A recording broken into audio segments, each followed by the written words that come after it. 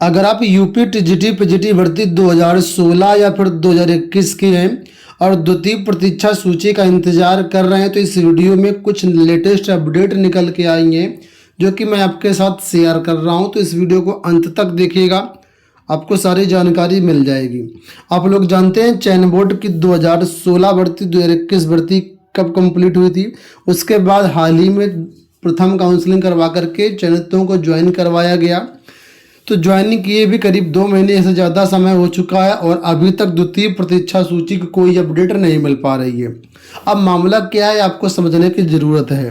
आप लोग जानते हैं कि जो प्रतीक्षा सूची करवाई गई थी, फर्स्ट काउंसलिंग जो हुई, उसमें ज़्यादातर सीटें ऐसी खाली हैं जो स्पेशल कैटेगरी की है। स्पेशल कैटेगरी का मतलब है जैसे कि एससी कैटेगरी के अंतर्गत जो दिव्यांग छात्र हैं, और दिव्यांग में भी कई प्रकार की कैटेगरी होती हैं।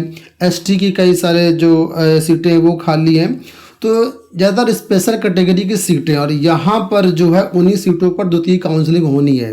हालांकि जानकारी ये भी मिली है कि जो स्पेशल कैटेगरी की सीटें हैं उसको उसी कैटेगरी की मूल सीटों के सापेक्ष में कन्वर्ट करते हुए आप लोगों की ज्वाइनिंग करवाई जाए।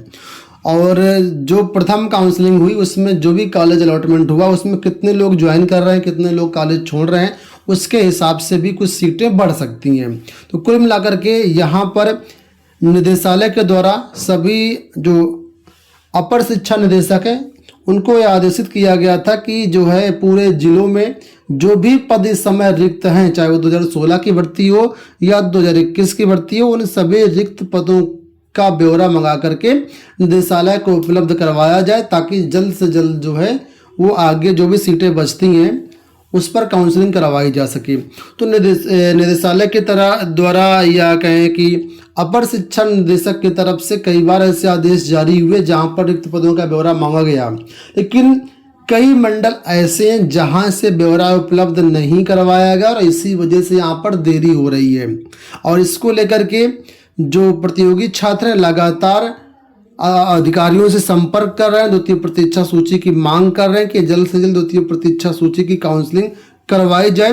लेकिन इसमें जो लेटेस्ट अपडेट है वो यही है कि अभी तक निदेशालय को जो ब्यौरा है सभी जिलों का वो नहीं मिल पाया है और इसी वजह से इस प्रतीक्षा सूची में डिले हो रहा है आपका। ठीक है,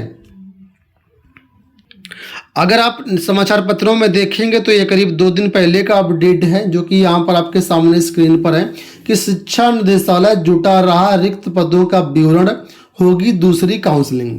तो यहाँ पर देखो बताया गया कि उत्तर प्रदेश माध्यमिक शिक्षा सेवा चयन बोर्ड की टीजीटी पीजीटी 2016-2021 की भर्ती में कई चयनितों के कार्यभार ग्रहण न करने से पद रिक्त रह गए हैं। इन पदों पर चयन के लिए शिक्षा निदेशालय अवशेष पैनल के अभ्यर्थियों की काउंसलिंग करवा करके रिक्त पदों के सापेक्ष में विद्यालय आवंटित कर चुका है। इसके बावजूद पद रिक्त रह गए हैं।